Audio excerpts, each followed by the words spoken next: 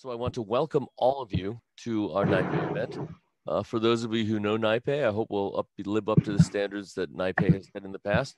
For those of you who have not attended a NYPAY event before, I do hope you enjoy it. We try our best to put on events where one walks away knowing something that one didn't know before attending. My name is David True. I'm the president of NYPAY, and I think we're still getting bing bongs as people come in. Should I give it a minute or more, Bill? I guess not. Okay. People will arrive as they arrive, but I'm delighted. I'm extremely delighted to have the folks here who are attending, to have Gali Heichel, Bob Zena, and Luan Cox. We'll give it a moment, a little bit of etiquette. Please put your cameras off and the microphones off so that we don't have, so the pictures we see are those of us talking. I have a bit of a cough, so I may be muting in and out as it goes. But the point of this is for everyone else to talk and not me. So you should hear relatively little of me. And there will be breakout rooms taking place after this event. So if you wish to attend, I think we will be, and Bill, you can confirm, I think we will be randomly assigning folks to the 3 breakout rooms that we will be having if one wishes to continue the discussion after the hour that we planned for. Okay? That's correct. Cool.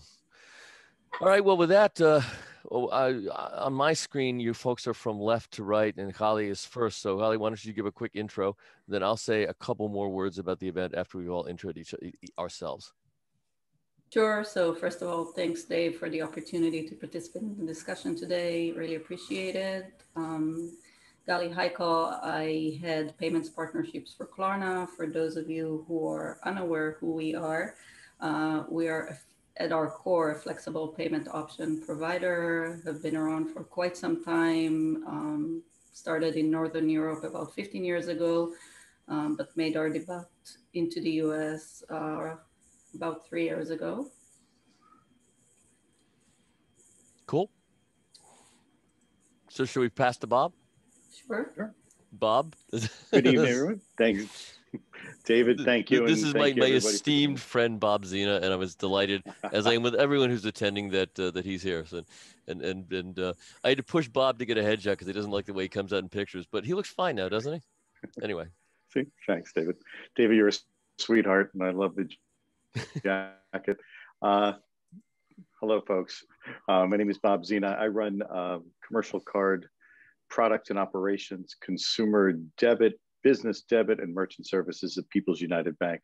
I'm an old card industry veteran, years at American Express, MasterCard, Citibank, and Citizens Bank. So thank you, David, for having me tonight. And Luan. Yes, thank you for having me, David. And I apologize if I go on mute here and there. I've got 3 dogs in the background that decided to play right now. I'm Luan Cox. I'm the CEO and co-founder of FinMarket. We operate a platform called Gateway, which is a multi-lender, full waterfall point of sale technology platform.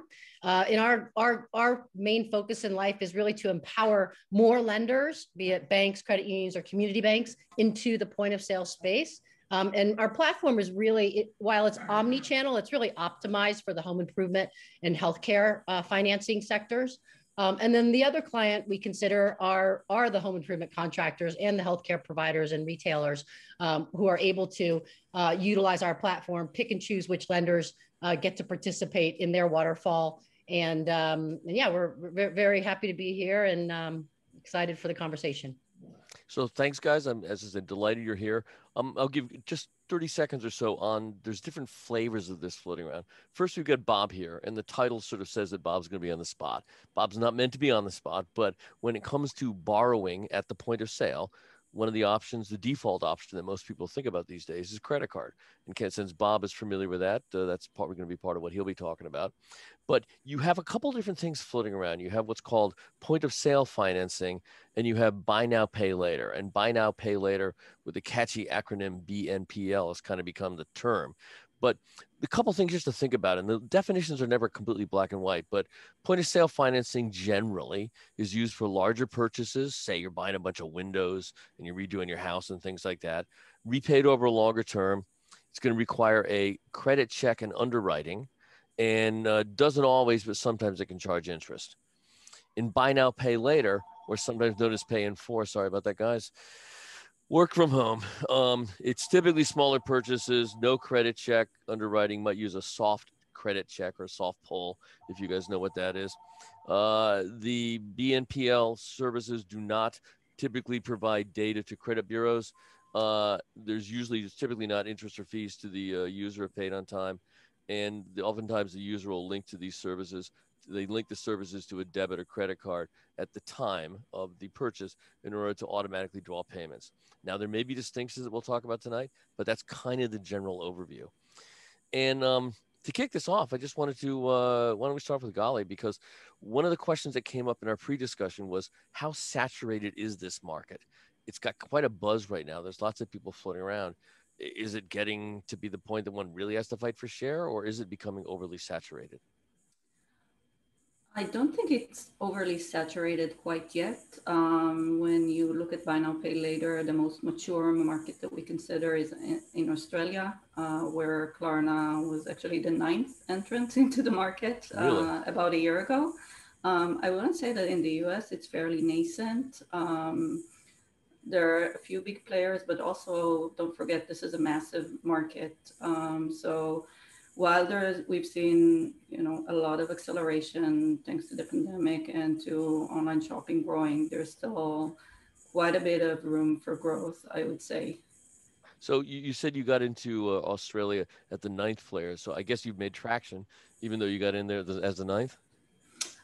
We were quite opportunistic there. We actually had an opportunity to partner with the largest bank in the country, Commonwealth Bank in Australia. And we actually entered through a joint venture together with them. It was an excellent opportunity for us to just have access to an installed user base.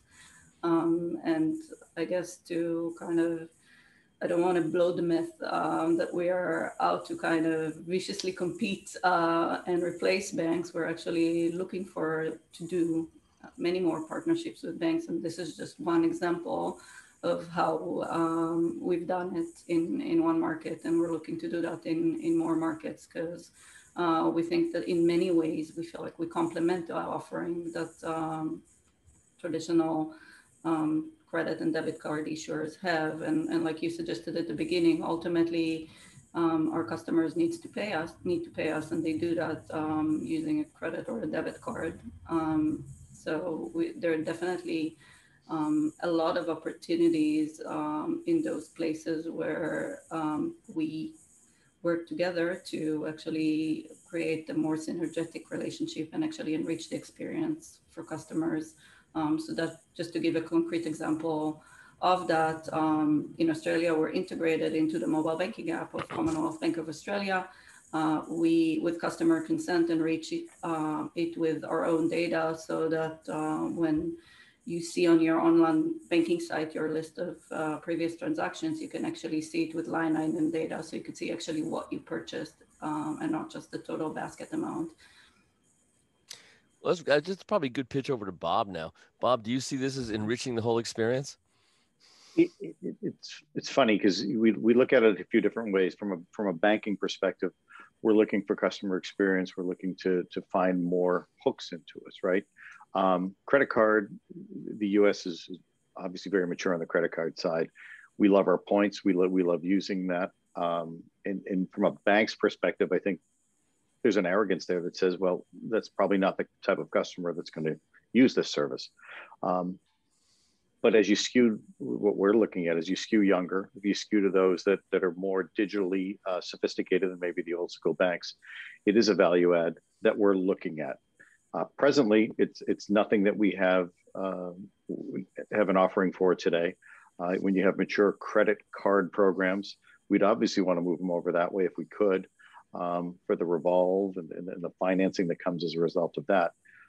What I think is an interesting play from the banking perspective, though, is what this could potentially mean on the debit side. Your debit customers, they're accustomed to paying in cash, right? Essentially, that's what debit is.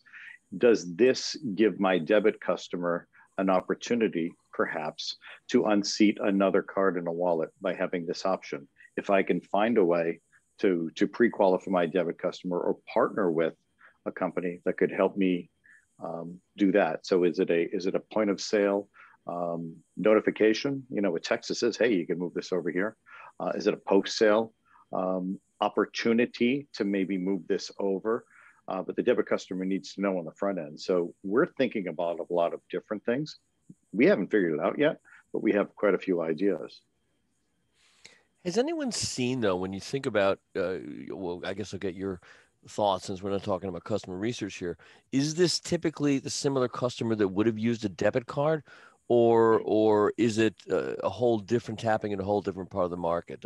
Luan, you have any thoughts on that? Just from, I know you play in a slightly different space, but.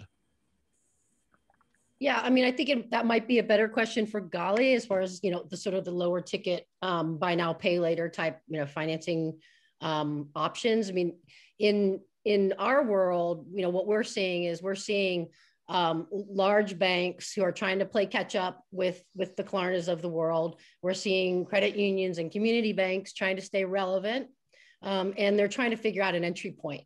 So, I think that Klarna and Affirm and other, while there's still a lot of market growth, I think that they are pretty safe for a while, because the entry point that we're seeing from some of these traditional financial institutions and point of sale is a safer place, which is home improvement financing, where they're bigger, it's bigger ticket, it's over a longer period of time, it's a known quantity, or healthcare financing, which has been around. So, sort of revolutionizing that. So, to answer, your question, is it a debit card? It's probably not the best question for me, Dave, because typically you're not going to put a $20,000 remodel on your debit card. Gotcha. You would like to have a 15-year low interest offering from a bank who has a very low cost of capital, who has yet to enter the point of sale space until now. So when you talk about go ahead, Bob. No, and that's kind of where I was heading with that. So I agree with that. It's not a typical debit transaction.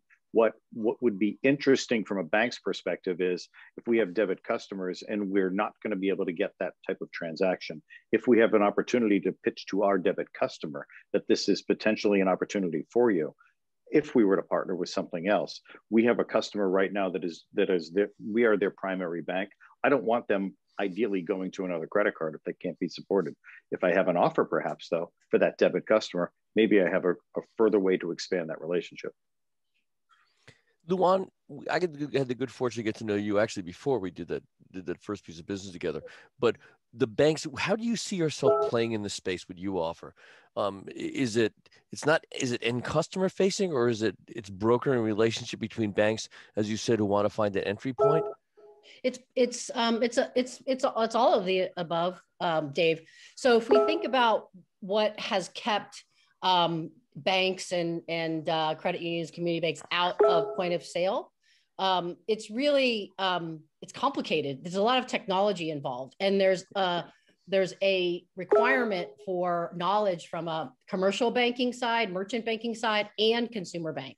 So and if we look at a bank that actually has both of those, they rarely speak to each other, much less build technology.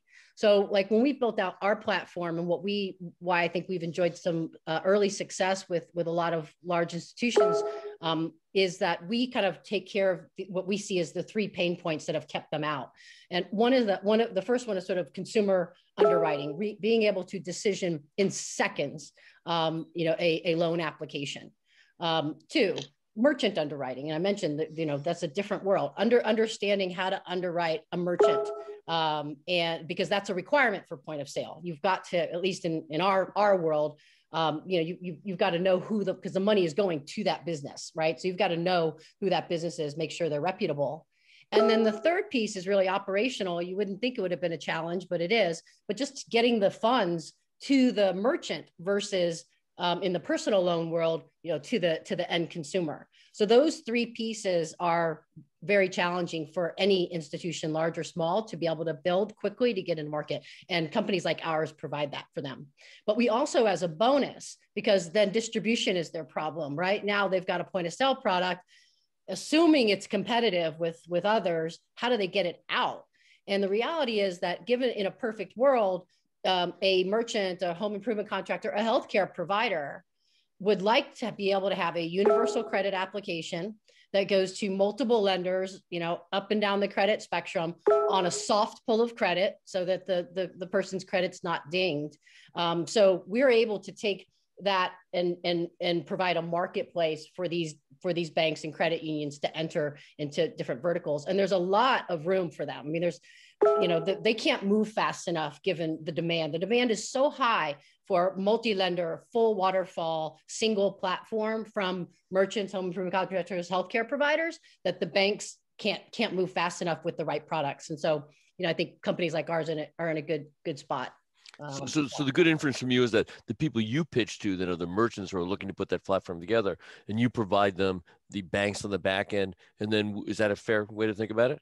Yeah. And we have the full UX end to end, all mobile based. So from the consumer loan application that's been normalized for multiple lenders in terms of the questions asked and the disclosures and the terms, those have all been normalized by us with multiple lenders, which is, like herding cats. So we can go to a merchant and say, hey, we've got 5 lenders that will lend in your vertical. They start from super prime all the way to subprime. Here's what they cost. Log on to the portal that we provide to you, pick and choose. They're able to choose which lenders they work with.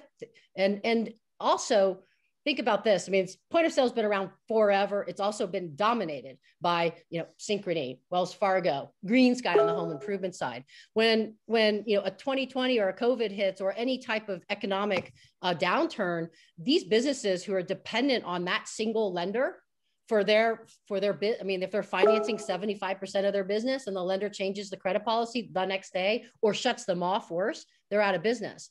So having a multi-lender platform like ours is, obviously a risk mitigation strategy for businesses, because they'll never have to just be reliant on one lender anymore. And then, thank goodness, thanks to Klarna and companies that are making the banks sort of stand up and pay attention. Like I said, the banks are rushing as quick as banks can rush into point of sale. And then, obviously partnering with the Klarnas of the world as well on the sort of e-com retail side. Well, when you said make the bank stand up and pay attention, I was watching to see if Bob sat up a little straighter. So no, what make you thinking is rushing. We don't rush. None of us rush. Come on. until a couple of other ones do, and then you all rush. Then I really start rushing. Yeah. So is that a place that your current institution, obviously you can't disclose anything that's going on that you can't talk about, but would think about playing in the back end for some other lending platform, for some other platform that provided the front end?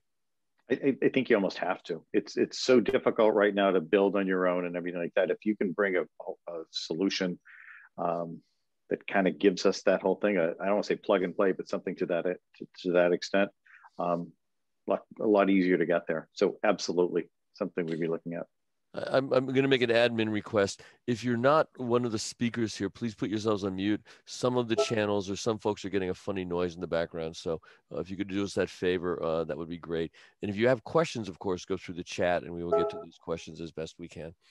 Anyway, so Gali, in your setup, the way I think about Klarna is really the technology to provide the consumer-facing front end. So is that a fair way to think about it, or is that simplifying too much, kind of the way it works?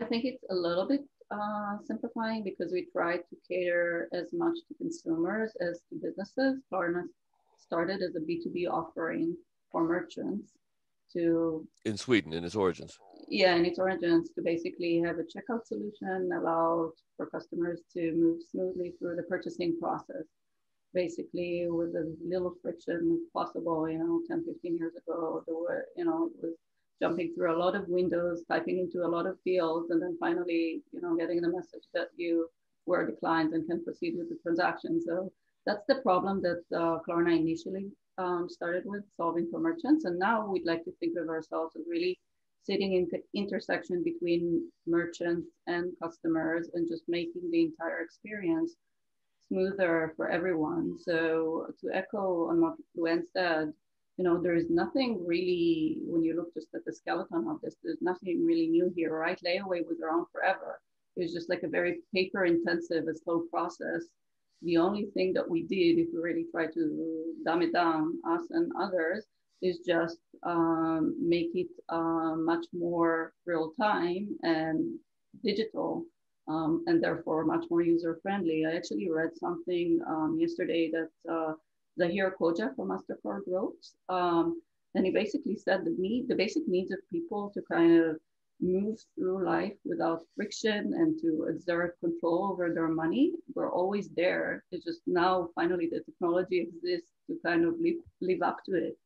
And that's exactly what we're trying to do. And with the pandemic, what has helped us is that it just, I think for a lot of people, just underscored their need for like choice and control and simplicity, because life outside was so complex and a lot of things to navigate. So we're basically trying to solve that problem, not just for customers, but also for our merchants. And now that we have a large user base in the US, Klarna globally is 90 million customers in the US.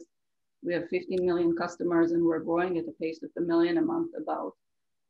Is just to also help our merchants reach those consumers that, you know, before, if your 80% of your business was reliant on brick and mortar, you were by definition very limited in terms of the audience that you can reach. Now that you're online, we want to be an accelerator and to help push more customers towards you and expose your business to as many new customers as we can. And we use our app to do that. One thing that it's an obvious question that I didn't bring up yet. What have you seen, or I think I know the answer, but then you can disclose whatever you can disclose. How much growth have you seen since the lockdown, since pandemic? Has it accelerated things double digits, treble digits? It accelerated quite massively. So it accelerated threefold only since the start of the pandemic. It's probably been fun. Customer-wise, I want to say, you know, in the months of for the 2 months of November, December alone, we did the same volume that we did the entire year, the year prior. So definitely accelerated. Any thoughts to how much that will stick once I mean, COVID, it's sort of a bromide that COVID has accelerated trends that were there already. So when you're thinking about it inside your shop, what do you think about once we go back to fully stores open again? How do you see a lot of that sticking, most of it sticking? What would be your thought? I think it would still stick because I think to an extent, and I think Bob alluded to it, there is a generational thing here. For younger generations, millennials and Gen Zs, the credit card offering just resonates less strongly. There's research out there showing that close to 60% of millennials and Gen Zs, well, Gen Zs are a little bit younger, but like of millennials don't have a credit card and don't have an interest in one. And they kind of prefer the no strings attached approach of use it when you need per purchase, but don't be tied to a long-term contract with a 19% APR. So there's definitely a generational thing here that I don't think will go away.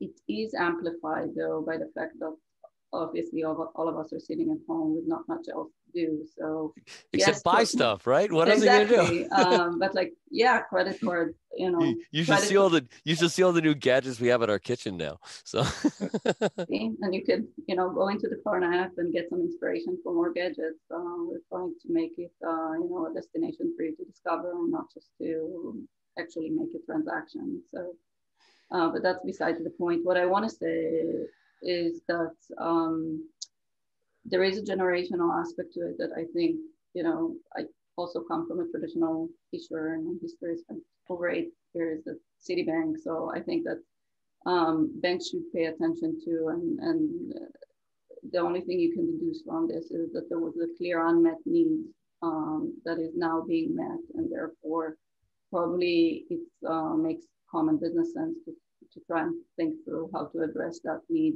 a little bit better. But like, even though credit card balances were down 10% over the last year, I mean, it's obviously been massively magnified by the fact that no one is traveling right now. And I think the minute people will be able to travel again, people will want their upgrade to first class, people will want their points to use in order to book the nicer hotel suite. So I think we would be naive to think that, you know, credit card offering would lose its appeal. I just think that there are segments of the population where that was never too attractive in the first place. And therefore they kind of by default kind of drifted to other offerings that were there. And to your earlier question on whether it skews heavily debit, if we look at our customer base, yes, those who are using us for lower amount purchases and more of a recurring use or everyday use. Over 90% are debit users. We do though see every now and then purchases from people who clearly have credit cards in their wallets. It's just I would call these the convenience users. So if you're sitting at home and your only way to exercise is buying a Peloton, yes, you have an Amex card in your wallet, but why not pay that big amount in chunks? It doesn't cost you anything, right? And since you're allowed to use your credit card in order to fund our purchases, people choose to do that. So we see some of that as well. That makes an interesting point just about magnitude. We talked earlier about the magnitude of transactions and what it flows through. So what's a Peloton go for? I forgive my ignorance, but I don't have one. Is it $2, $3, $4 grand? It's like in the, I think 2,500 to 3,000 ish. So that's probably too low to get into something you look at for the kind of the space that you play in, Luan, or could that start playing in that space? Oh yeah, no. I mean, we our platform. I mean, we're agnostic. If we have lenders that want to lend down to 250 or 500, we support that today. We're a technology provider that is able to stand up potential competitors to Klarna in the future. I can see something going on here. Well, I mean, and that's why they're partnering also. But the competition and the partners have always been banks. The banks are not going away. They just need to figure out, and that's why they're buying all these fintechs too, right? They're not going away. And to figure out what role they play too. Well, exactly. And we know what role, we think we know that they have the cheapest cost of capital, and we need that for lending, right? But I think, to back up to your question about does it stick, after COVID, just because we can all of a sudden now go into a store, that doesn't make the technology, like Gali mentioned earlier, this is all about ease. This is about, dumbing everything down, right? Point of sale. Well, dumbing is a buffer. I think simplification is the word that I use. I throw that out. Use simplification. Simplification, because nobody wants complexity. Our lives are very complex. And so much of what you see from technology these days is all about making things simple. Right. And what we've built in Klarna's built is simple, and it's simple it could be in an e-commerce way, but it's simple and you don't have to actually touch or be in front of anyone. That doesn't mean that when we can walk into stores again, that the point of sale financing or buy now, pay later doesn't follow into a store. It will, we're already there. We're already there. Exactly. We're live in over 60,000 stores in the US. There you go. Right. Just out of curiosity, because I haven't gone, even before COVID, I rarely went to a store. Does it play through your app? Is that how it works in a store environment? So there are a couple of ways in which we get into the physical point of sale. Digital wallets, Apple Pay and Google Pay are a big part of it. So actually, I could light up Klarna in my Apple Wallet. Yeah, you'll need our app first. And you will say what amount you want to purchase from each merchant, then we will essentially issue you a virtual Visa card that you can push into Apple Pay and Google Pay and pay in the physical store. So that's kind of the basic, no merchant integration required whatsoever ability for us to light up a store. And the other extreme spectrum is a partnership that we have with H&M, where we've integrated into their point of sale. And basically, through the H&M app, you can pay with Klarna using a QR code. So, compare and contrast that to the way it was. And when I say way it was, that was even a year and a half ago. Remember, where you'd walk into a store, there'd be a terminal there. the salesperson would ask for your social security number, and then you'd get, your loan documents through the mail and a physical credit card that you could only use at that store that you'll never use again because it was a bed that hopefully, will last for 15 years. All that's going to be, that's changed. It's changed. Yeah, the interesting thing here is though the ease of purchasing and revolving something. I mean, that's what a credit card enabled, right? That's always been there. So I don't think it's any particularly easier to use Klarna, but there's something, or to use the installment. What you do, Luan, it actually works through specific verticals. Generally, most of your deployments right now. Yeah. So our platform is omni-channel. So we have a similar deployment, ability to generate a virtual card with a partnership we have with Stripe, so that if you're in store, you can use us. We also have e-commerce technology, and then we have our sort of just regular interaction between a merchant and a borrower through our platform. The verticals are. We're vertical agnostic. We're loan product agnostic. So we can support lease to own, revolve, installment loans. But if I'm going to home improvement and I'm buying all the windows, I mean, that's how we worked together a little bit on that one project. Then I wouldn't go to the home improvement company and they wouldn't say, here's 5 ways you can borrow. Whereas if I go to a website right now, there might be 3 buttons on there or 4 buttons on there. One would be, Apple, or one would be probably PayPal's up there. One might be Play with Sezzle, or one might be Pay with Klarna. So that's a distinction. I mean, your deployments so far have typically been in those sort of big ticket items where there's one option? Okay, so in our world, and I'll let Gali speak to her world where there's potentially multiple options in an e-commerce setting, but in our world, the lenders are hidden. I mean, the borrower doesn't care, nor does the contractor or the healthcare provider. They don't care who the lender is. They only care about the approval rates, the product types, and the cost to them. So, and because it's point of sale, and because we want to make it easy, the borrower isn't choosing anything.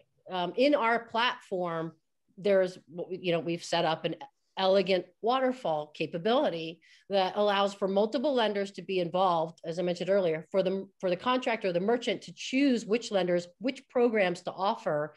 And when the borrower applies, they're only being presented with the offer that they best qualify for. They don't even see the bank name until they choose the offer.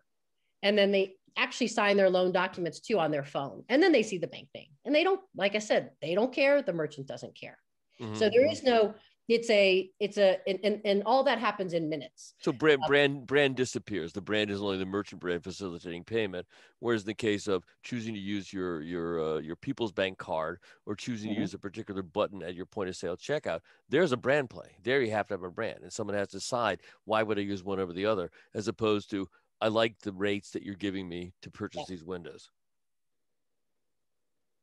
Yes. So a question has been popping up in the chat, and I thought I'd throw this one out, about ease and simplicity. Ease and simplicity are wonderful. We all love it, but just popped up today or the other day, and Judy Rainierson actually brought it up in the chat here, about the UK's financial, what does FCA stand for in the UK? Financial something, but the FCA, the regulator in the UK, has announced plans to regulate buy now, pay later, because the idea that it encourages too much borrowing.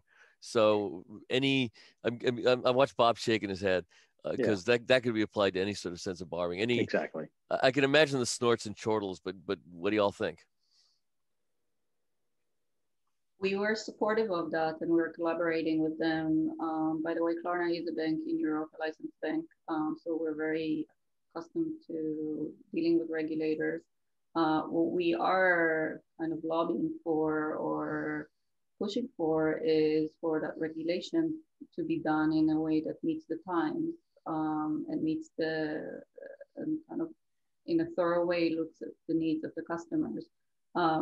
Yes, it is easy, and it is, we're all kind of shooting for simplicity and ease, but that doesn't necessarily mean that we would encourage people to spend over and above what they need. In a way, you can look at us as providing a much more restrained or disciplined way to handle a large purchase or even a smaller purchase.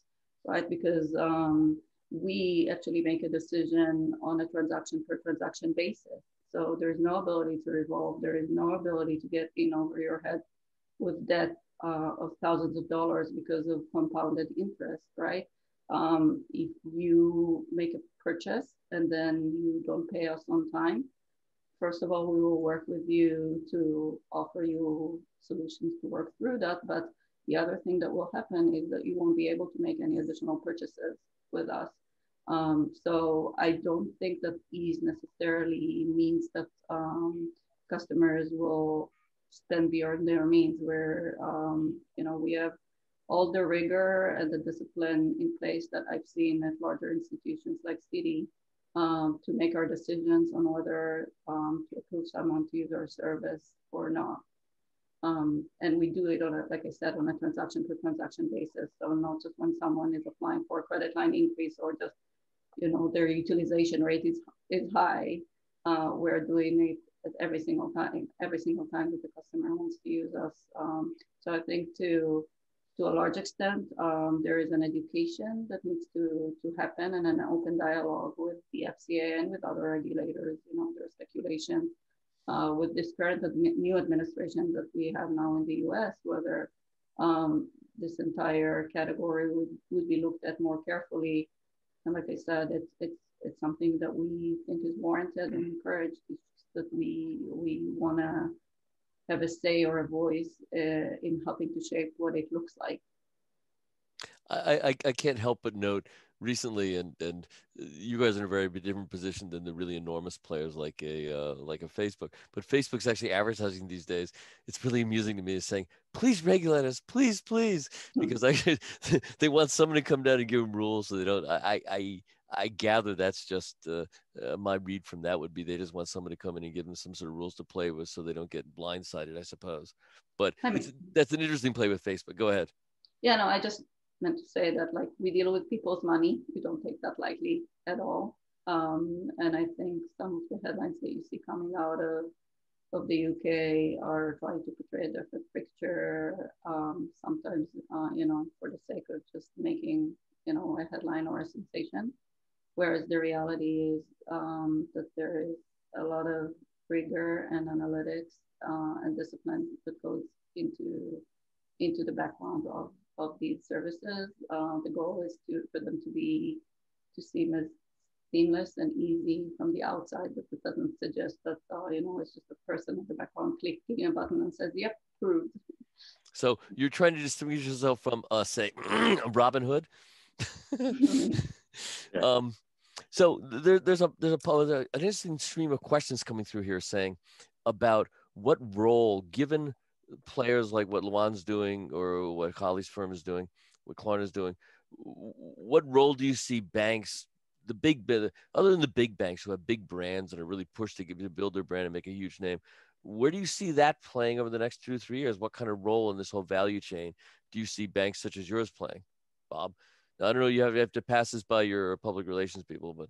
Yeah. Well, no, it's kind of an interesting question. I mean, one of the questions I had earlier was, where does this skew? Like you've gotten a lot of new customers over the course of time. We saw it and you answered it. You see a lot more younger users, those that we haven't been able to crack on the credit side, but they're debit users, right? They had an account when they went to college, but they're a little reluctant to use this. Banks, as we know, especially old banks like ours, brick and mortar, people walking into branches, that's leaving. But most of the banks were built that way. So how do we start pivoting to the new customers or the emerging customers that can then become the old customers? So where do we see a play for us is to try to get younger. Does that make some sense, right? To try to connect in that way so that those individuals can then grow and we can get to more traditional products. I think there is an entry point for banks here at some point. I look at someone like me, I'm not sure I'm a customer for something like this, right? But my daughter certainly is. And how can we get that in there? Because traditional banking will take hold at some point in their lives, we believe, and we want to be able to get them sooner. So where does the bank come in? If we wait too long, the way I made that remark, we wait too long, we're going to be catching up. So I do think there is, we're about the time where we have to start considering this. So here's a dumb guy question for myself, and I should have thought through this more. clearly you guys as a bank, Bob, are heavily regulated, but where does regulation fall on in where does it fall? How does it affect both what you do, Luan, and what you do, Holly? Are you regulated directly? Is it indirectly through the lenders that you work with? How does that happen?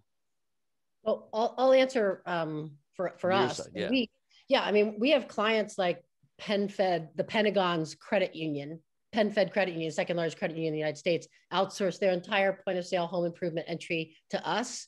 A company called US Credit. I mean, we actually, the biggest headache we have in everything we do is we work lockstep with their compliance departments. Every single thing, every single page, every single word that appears on our platform on their behalf has been approved by their respective compliance departments. Nothing happens without compliance being very heavily involved. Before we even get to work with them, we have to go through what's called third-party risk management, TPRM.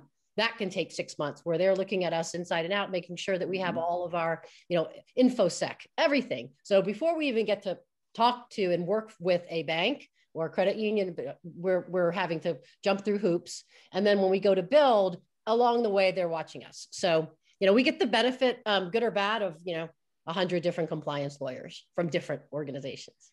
Well, that's one reason all the gray hair. Well, look at me. That's one reason why I see compliance technology as a growing area in the whole fintech space, because there's so much compliance. There's so many things that could be made easier in that world. Gali, so to your point, you alluded to this a moment ago when you said how closely you're happy to work with the Financial Conduct Authority. Thank you, those folks in the chat, to remind me of what that meant. I'm not very good at multitasking, so that part of the memory wasn't working as I was trying to formulate my questions. But Gali, so you alluded to that a little bit earlier. So, but more directly, to what extent do regulators touch or talk to you, since you do face and talk directly to end customers? In Europe, they talk with us on I want to say almost a daily basis, and not just by the fact that we're a licensed bank, but we pride ourselves to being one of the, of course not me, but our CEO and leadership kind of take pride in the fact that they were one of the moving forces behind the open banking regulation in Europe, and basically kind of pushing forward the agenda that the decision should be in the customer's hands as to who has access to their information, who can facilitate a payment on their behalf. Right. So extremely tight dialogue. In the US, so far, it has been mainly through our partners, like Luan suggested. So because you are a bank, you have a money license, you are a bank in Europe where you're not here. Yep, but we do have very close partners here in the US. So we do have a bank here that's our BIN sponsor and our card issuer. We work very closely with Visa. Visa is actually an investor in Klarna, and just by the fact that we are issuing Visa cards, we're subject to payment network rules.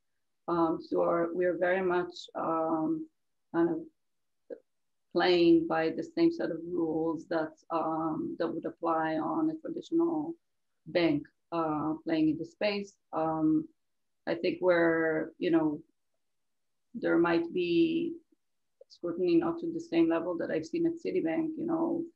I was at Citibank after the 2008 financial crisis, right? And there was a lot of scrutiny going into, your lending model and how do you make decisions? Do your models separate risk well? So, I think there is very tight oversight over traditional banks as far as actually ensuring that the decisioning and the risk models, first of all, don't discriminate and don't give any advantage on an unpermitted basis, but second of all, that they do the job that they were designed to do properly. I think that area, the regulator in the US has not gone into yet, and also the regulator in the UK hasn't gone into yet, but where the UK is a step ahead is that it seems like that they now reach the conclusion that they should. So, and we're trying to influence the way they go about it. When it comes to customer communicating, because you do market yourself and your own brand then is there close communication with the bank that sits behind you to make sure that you're not pushing something that they'd be uncomfortable with? Or how does that relationship work? Yeah, definitely very open communications with the bank. And like I said, also with the payment networks, in order to make sure that, at the end of the day, when a payment card is issued to a customer, it carries also the Visa brand on it, right? So they need to be comfortable with whatever we're putting out there, and be sure that it meets all the applicable regulations. So if you're putting together a marketing campaign, there will, before you launch a new marketing campaign, would there be communication with the bank that sits behind you and with the network? To the extent that we're using the bank as the network in that specific campaign. So, we do marketing campaigns to promote all sorts of features that we have, that are kind of ancillary to the payment itself. As an example, we have a loyalty program that you can earn new points. We have in our app actually price reduction alerts. So if you see an item that you like online and you add it to a wish list, that by definition will, with your permission, of course, will send you an alert once that item goes on sale with any retailer. So if we promote features like that have nothing to do with the actual payment, so there wouldn't necessarily be a dialogue.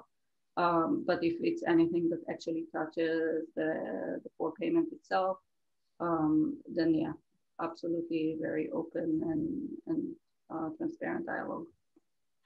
So I'm looking at some of the other questions here. And again, I'm not the best at looking at the question and talking at the same time, but let's see. We spoke earlier about how banks are entering the market to help buy now, pay later platforms on the POS side of the transaction. How do they plan to compete with fintechs on the merchant payout side of the transaction when it comes to technology integration, speed, payment options, and cross-border services like FX? It's kind of a mouthful, but I guess it's talking about on the payout side. Any thoughts of any of you on that score? I have some thoughts. I'm sure Bob and Gali have a lot, especially Gali. But yeah, I mean, that's actually a really great question. And I think it's actually more than, the payment thing is just one piece.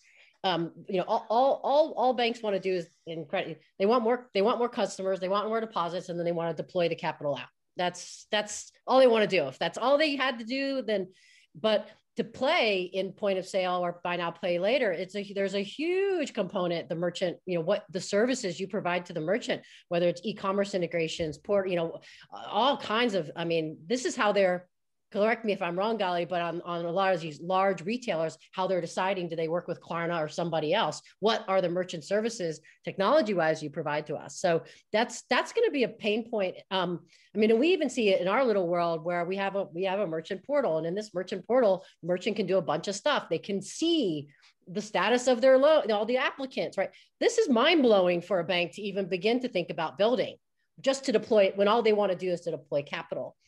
So for us, our platform is modular. We actually have point of sale lenders that only license, and these are ones that are established, that only license our merchant underwriting and our merchant technology. So that's I think it's an excellent question. And I think there probably is going to be a whole nother vertical called merchant tech, in the future, if there isn't already. Or merchant financing tech. Bob, you were nodding your head there. Yeah, I think you hit it right on the head, right? So to your point, banks do what banks do. The merchant side is kind of this new horizon for us. And in my bank in particular, we do have a merchant arm of things with a joint venture with a large acquirer. But from a technology perspective, it's exactly what we're hearing, that the merchants are hearing about more and they want more. On the micro side, everybody knows, the small things that can be done, and they hear about all of the great technologies that exist. We're trying to fit that middle market client. We want the customer who's not only a banking customer but can be a merchant customer. How can I add value to that as well? Because that strengthens my commercial relationship then. And you've got the multi-touch points that other folks would not have. So that's we do. And you're in an interesting position because you touch all of those in the business that you run. Correct. It is interesting, but from a technology perspective, we're all technology challenged.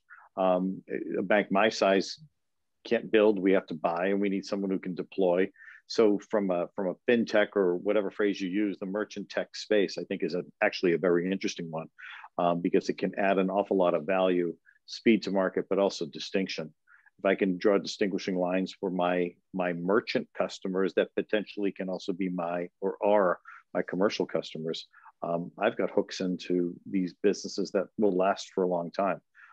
It is about value add, and at every level, consumer, commercial, small business. We want to retain our businesses and we want to grow. If we can then start distinguishing that way with that merchant tech piece, more power to me. Golly, any thoughts on that side, on the payout side with the merchants? I'd say it's definitely very competitive. You alluded to the fact that the market is heating up, and opened this panel with the question of whether it's saturated. I'd say one of the main points that when we pitch to merchants, they're interested in is, how quickly am I going to be paid? What kind of analytics could you provide me? What can I learn about my customers from the data that you have? And what could you do to help me kind of reach more customers and market myself? So on each one of these angles, it's extremely competitive, and you see a lot of effort being developed, not just with Klarna, also all of our competitors, into enhancing these types of services.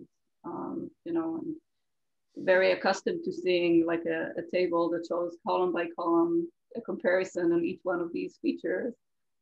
How do we fare against the next competitor and the next competitor? And, each one of us, be it a firm after Paces, or have their own version of the table that, calls out on the specific features that they feel like they excel at relative to the rest of us. And Dave, and think about this, just to underscore too what Bob said. So Gali's talking about how they're fiercely competing against, out of respect for Gali, I'm not going to mention the other players in the buy now, play later space, for merchants. Who were those merchants belong to a bank, right? Right, and the banks are nowhere to be seen, and they don't have the technology. Their merchants are being taken away from them by the Klarnas of the world right now, every single day. And we're not talking about little banks, right? Citi, Chase. I mean, all the way down. So that's going to change. That's at some point, but that keeps them up at night, right, Bob? You're no doubt about it. Yeah, it absolutely is something. And as David alludes to, I have that kind of unique look into both sides of it. And granted, most of my merchants are on the smaller side. We're very retail focused as a bank, but even those smaller customers are that. But there's a recognition that we can only do so much. Yeah. And if I can do more, it does start to distinguish then me, and ultimately, so I can keep them as a banking customer. Because, like we said, that's what butters the bread, right? On that side, we want to make sure we don't lose that. And you think there's a risk of you losing it? Well, but who would you lose it to then? No matter what. Huh? To Klarna. But you see Klarna getting. I mean, but you actually see. Would you anticipate? And again, we're not asking him to disclose here. But could you see a Klarna then getting in and actually becoming and taking over all the banking business that Bob's Bank offers? Luan, you're good at being provocative. I mean, over time, more and more services, the bank may become less relevant to that merchant, right? The merchant needs to run their business. In order to run their business, they need financing options that's highly integrated into their technology, into their marketing programs. I mean, and I'm talking about also really large retailers, like the ones that the banks really care about losing, those merchants and the little ones. But I mean, if you were a very large bank and you had the largest merchant network in the world, and I won't say the name of that bank, and you had no point of sale lending technology or solution, and your merchants are like, hey, you're one of the biggest banks in the world, and I have to work with Klarna. That's going to, you've got to solve that problem at some point very soon, as Klarna and others start to bring on more and more and more and more services. And if we're looking out 10 years from now, other than being a provider of capital, unless banks, and that's, partner with fintechs, buy fintechs, they're going to, they become less relevant. And luckily they all know it. And that's why we have 1,000 new fintechs born every single day. And because banks aren't going anywhere. They're just going to need to keep buying more of us. So and there's also, of course, the regulatory burden and the access to the different payment networks that the banks provide that are harder. And many, Varo just got their own banking license, and some of the folks in that neobank or challenger bank space were saying, do they really realize what they've gotten into now, because they have to take on a whole burden of things they hadn't done before. So clearly that changes the role. The bank is not the provider of everything anymore, but there are certain things that the banks are good at doing that other firms might not want to take on. Now, I don't know, you've been with only the operations in the US, so I don't know how close you are to the European ones, but did Klarna become a bank early on in their European life, or was that a later development? It was 2017. I think one of the strengths of Klarna is that they don't bet on one single offering, and they try out different things in parallel to kind of see what works, what not. I think at some point there was an offering in Europe to kind of offer working capital to our merchants, given that we anyways make payouts to them.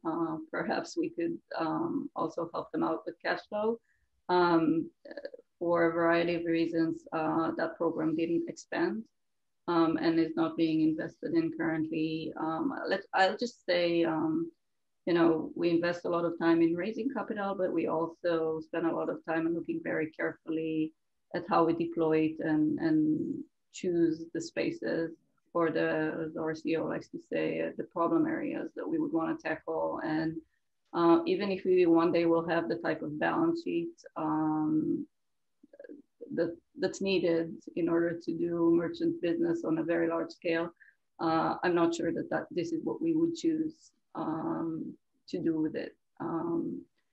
Even right now, when we talked at the beginning about lending to consumers and large ticket items versus small ticket items, even today, one of the ways in which we're looking to partner with banks is our purchasing right now so far in the markets that have been highest growth, like the US, have been relatively smaller ticket amounts. And we don't necessarily want those larger ticket amounts with us. Could we partner with a bank to say, up to a certain amount, it will go on Klarna's balance sheet, but if it goes over beyond that amount, it would go on your balance sheet, and in return, you give us access to your customer base. So could I come to someone like Chase and say, hey, can I market to your base? Can I integrate into your app? But you will also grow your loan portfolio as a result of it. One of the things that I really love the groups and the panelists that we get in NYPAY events, but when I moderate, I have a hard time focusing what you're saying because I'm always thinking about the mechanics of making the next step and what's my next question. So I'm glad we've got breakout groups that we'll be starting in a moment, because then I can just ask questions. And we have a bunch of them out here. There's a question about data and how is the data that gets collected by a Klarna, for example, gets shared. We're not going to answer that now, but we've got a breakout group that's starting in a couple of minutes. We've got 3 breakout groups, and there'll be a chance for some of those other questions to be addressed. Bill, how's that going to work? Mr. Rutledge? Okay, just a second. Okay, we're gonna first the dog barks, and the dog will assign each of you to a breakout room. Sorry, thought I could silence my dog before I unmuted. We're just gonna put people into the breakout rooms. It's automatic, and we will have those open for 20 minutes or 20 or 30 minutes. And then you just go into it'll be like we're talking here. You'll just be chatting in the breakout room. I feel ignorant here because I haven't played much in the breakout room scene, and one of our colleagues has been pushing us to do so. So it's a bit of an experiment for me. But this will give us a chance to ask some questions, more direct questions to each of the participants. Each of Bob, Gali, and Luan will be in a breakout room for the 20 minutes subsequent to this. I won't be talking to you again after this, so I wanted to thank you very, very much before we move into those rooms. I hope you've enjoyed the conversation as much as I have. I'm glad it's being recorded. All of our events are posted up on our YouTube channel and should be up there within 2 days, I guess, Bill? Something like that? Yeah, 48 hours. Within 48 hours, you should be able to see it up there. And clearly, this is a topic that's only growing and can go in a lot of directions. There's questions here about more about the underwriting policies, which could be dug into, the data and all sorts of things. So thank you for attending. I hope you enjoy the next 20 minutes of the breakout to what the extent that you can stick around. And please tell folks, we have another event coming up on the 29th. Is that right, Ron? Someone texted out here. Is it the 29th, Bill? That's correct. Yeah, March 29th. On loyalty. So go up on the NYPAY site and take a look at that and join us on the 29th as well. But thank you again for attending and enjoy the discussion that will follow. Okay, great. So we're going to send everybody into breakout rooms. You can unmute and turn on your cameras and say hello to your participants. Co-breakout rumors. Co-breakout rumors. Wow. All right, here we go.